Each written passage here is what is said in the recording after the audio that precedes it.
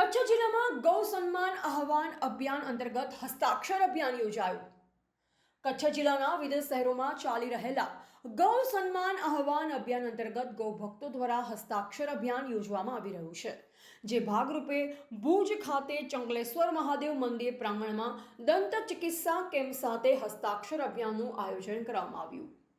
તેમજ અંતરજાળ રવેચીનગર 2 ખાતે આયોજકો દ્વારા સંત શ્રી ભગવતગીરી બાપુ સામખિયાળી, ગૌ ભક્ત અને ભાગવત કથા વાચક શાસ્ત્રી ધનેશ્વર મહારાજ તથા સંત શ્રી દાવતગીરી બાપુ દ્વારા રાત્રિ સમયે ગૌ સન્માન આહવાન અભિયાન અંગે વિશેષ માહિતી આપવામાં આવી।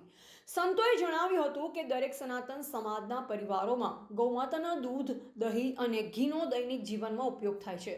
ઉપરાંત ગોબરના છાણા, હવન, અંતિમ સંસ્કાર તથા હોળી દહન જેવા ધાર્મિક કાર્યોમાં પણ ઉપયોગી છે। તેથી ગૌપાલકોને સૌ આપવાને ગૌમાતાને યોગ્ય સન્માન મળે તે માટે સર્વે સમાજને અપીલ કરવામાં આવી। સંતોએ સમાજના દરેક પરિવારના સ્વાસ્થ્ય અને કલ્યાણ માટે આશીર્વાદ પણ આપ્યા।